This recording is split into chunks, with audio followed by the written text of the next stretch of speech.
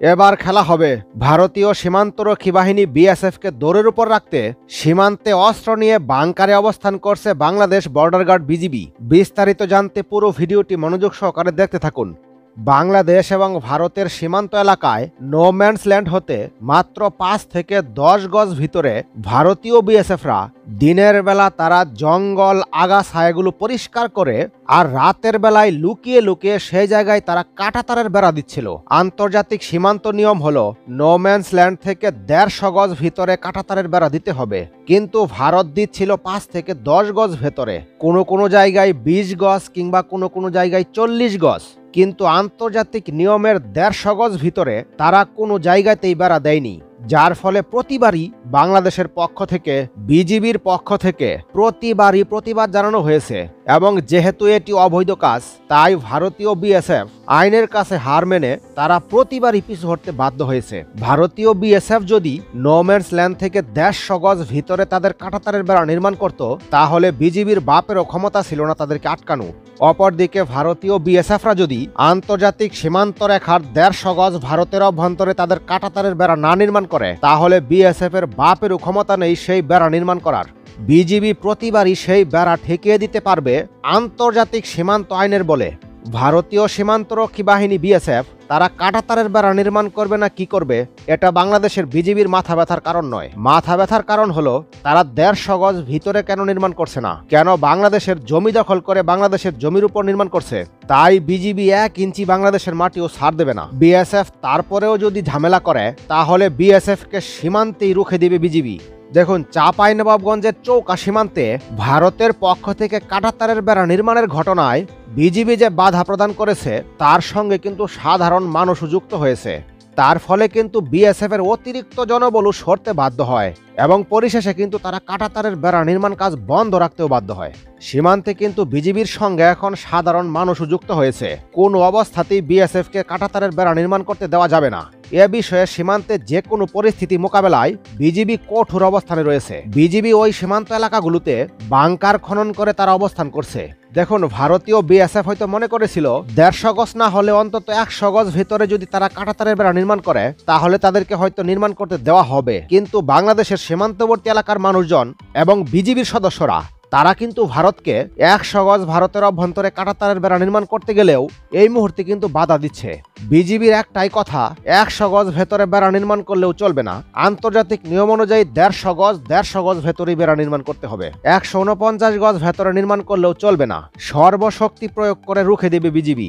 BSF সদস্যরা মনে করেছিল 100 গজ ভেতরে বেড়া নির্মাণ করলেই হয়তো বিজিবি এবং সীমান্তবর্তী এলাকার মানুষ হয়তো সেটা মেনে নেবে, যার কারণে কিন্তু বিএসএফ সদস্যরা মাটি খনন করে তাদের কাজ কিন্তু তারা শুরু করে দিয়েছিল। কিন্তু অবশেষে তারা বাধার মুখে পড়ে এবং এলাকায় উত্তেজনার সৃষ্টি হয়। সীমান্তবর্তী এলাকার সাধারণ মানুষও লাঠি সোঁটা নিয়ে বের হয় এবং ভারতীয় বিএসএফ এর উপর আক্রমণ করবে এরকম একটা পরিস্থিতি তৈরি করে। ভারতীয় বিএসএফ সীমান্তবর্তী মানুষদের লাঠি সোঁটার ধাওয়া খেয়ে এক পর্যায়ে তারা লেজ গুটিয়ে পালাতে বাধ্য হয়। দেখুন, সীমান্তে কাঁটাতারের বেড়া নিয়ে যখন উত্তেজনাকর পরিস্থিতি, ঠিক সেই সময় সুনামগঞ্জ সীমান্তে বিএসএফ এর গুলিতে যুবক নিহত। কাঁটাতারের বেড়া নির্মাণ অবৈধ। আন্তর্জাতিক আইন না মেনে যেহেতু নির্মাণ করছিল, তাই অবৈধ ছিল। এ কারণে বিজিবি কিন্তু বাধা দিতে পেরেছে, কাঁটাতারের বেড়া নির্মাণ ঠেকাতে পেরেছে। কিন্তু এখন কি হলো, সুনামগঞ্জ সীমান্তে বিএসএফ এর গুলিতে যুবক নিহত হলো। এটা তো ঠেকাতে পারলো না বিজিবি। এটা ভারতীয় বিএসএফ এর জন্য বৈধ ছিল, যার কারণে তারা এই কাজটি করতে পেরেছে। সুনামগঞ্জ সীমান্তে বিএসএফ এর গুলিতে 23 বছর বয়সী সাইদুল ইসলাম নামে এক যুবক নিহত হয়েছে। সাইদুল ইসলাম সুপারি নিয়ে সীমান্তের গামাইতলা এলাকা দিয়ে ভারতে প্রবেশ করছিলেন। এ সময় বিএসএফ সদস্যরা তাকে গুলি করে। পরে সেখানে থাকা বিজিবির সদস্যরা তাকে উদ্ধার করে বিশ্বম্ভরপুর স্বাস্থ্য কমপ্লেক্সে নিয়ে যান। আশঙ্কাজনক হওয়ায় সুনামগঞ্জ সদর হাসপাতালে নিলে কর্তব্যরত চিকিৎসক তাকে মৃত ঘোষণা করেন। দেখুন, সামান্য সুপারি নিয়ে ভারতে যাওয়ার সময় সাইদুল ইসলামকে গুলি করে হত্যা করা হলো। দেখুন, ঠিক একই দিনে সীমান্তে বস্তায় মিলল 25 লাখ টাকার কোষ্ঠী পাথর। আটক করলো বিজিবি। যে ভারতীয়কে আটক করলো বিজিবি তার নাম নুরুজ্জামান এবং তার বয়স 60।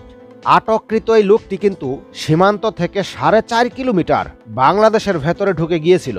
তারপরও কিন্তু তাকে আটক করা হলো। সাইদুল ইসলামের বেলায় দেখানো হলো তিনি ভারতে সুপারি পাচার করছিলেন, যার কারণে তাকে হত্যা করা হলো। অর্থাৎ বিএসএফ এর হাতে এটা কিন্তু যথেষ্ট উপায় সাইদুলকে হত্যা এক প্রকার বৈধ করে নেওয়ার মতো। এখানে যদি নুরুজ্জামানকেও হত্যা করা হতো তাহলেও ঠিক সেই সাইদুল ইসলামের মতোই হতো, অর্থাৎ সমানে সমান। সামান্য সুপারি পাচার করে যদি সাইদুল ইসলামকে মরতে হয় তাহলে আরো বেশি মূল্যের 25 লাখ টাকার কোষ্ঠী পাথর, এটা তো আরো বেশি দামি বড় চালান। এর জন্য নুরুজ্জামানকে গুলি করে হত্যা করলে বিজিবির কিন্তু আরো বৈধ একটি উপায় হতো। তারপরে তিনি 4.5 কিলোমিটার ভিতরে প্রবেশ করেছিলেন। হত্যার বদলে যখন আটক করা হচ্ছে তখন নিশ্চয়ই ভারতীয় চোরা কারবারিরা আরো বেশি বেশি প্রশ্রয় পাচ্ছে, আশকারা পাচ্ছে।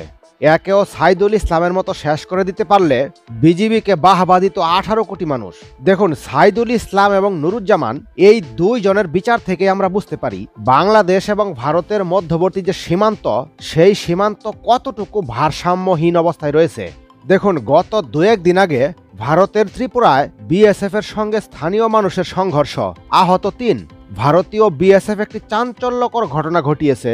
রোববার রাতে ভারতের ত্রিপুরার বক্সনগর রহিমপুর বাজারে মাতাল অবস্থায় বিএসএফ সদস্যরা ওই বাজারের লোকজনের সঙ্গে সংঘর্ষ করেছে। তাতে এক নারী সহ আহত হয়েছে 3 জন।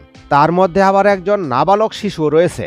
দেখুন, স্থানীয় মানুষের অভিযোগ, কোনো প্রকার কারণ ছাড়াই বিএসএফ ব্যাটালিয়নের 2 জওয়ান রোববার রাতে বাজারে এসে তারা হামলা চালায়। স্থানীয় মানুষের প্রতিরোধ করলে বিএসএফ পাল্টা রাবার বুলেট চালায়। তাতে এক নারী ও একজন নাবালক সহ 3 জন আহত হন।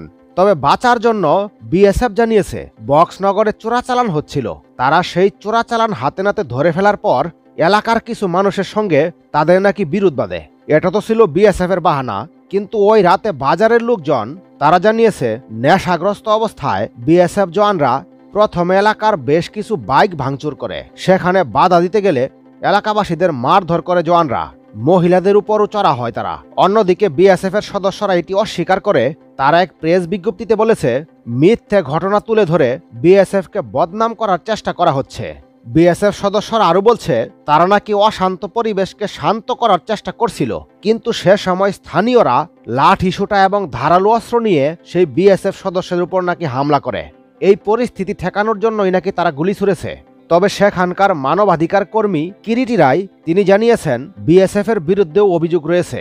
অনেকের ক্ষেত্রেই তাদের সঙ্গে লেনদেন ঘটে, আর যখনই চোরা কারবারিদের সঙ্গে চোরাচালানের বিষয়ে তাদের লেনদেন নিয়ে যখন ঝামেলা হয়, ভাগ বাটোয়ারা নিয়ে যখন ঝামেলা হয়, তখনই তারা এই ধরনের ঘটনা ঘটায়। সুতরাং ভারতের বিএসএফ এর চরিত্র কারোরই অজানা নয়। সুতরাং এই বিএসএফ কে আর ছাড় দেওয়া চলবে না। বিএসএফ যেমন বাংলাদেশি কোন অনুপ্রবেশকারীকে সীমান্তে দেখা মাত্রই গুলি করে হত্যা করছে, ঠিক বিজিবিকেও একই পদক্ষেপ নিতে হবে। ভারতীয় কোন অনুপ্রবেশকারীকে দেখা মাত্রই গুলি করে হত্যা করতে হবে।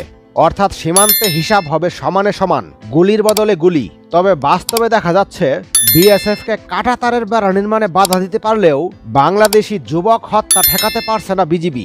এর পেছনে কোনটিকে আপনি সবচেয়ে বড় কারণ হিসেবে মনে করছেন? কমেন্টের মাধ্যমে জানিয়ে রাখতে পারেন। পরবর্তী নতুন ভিডিও সবার আগে পেতে চাইলে চ্যানেলটি সাবস্ক্রাইব করে রাখুন।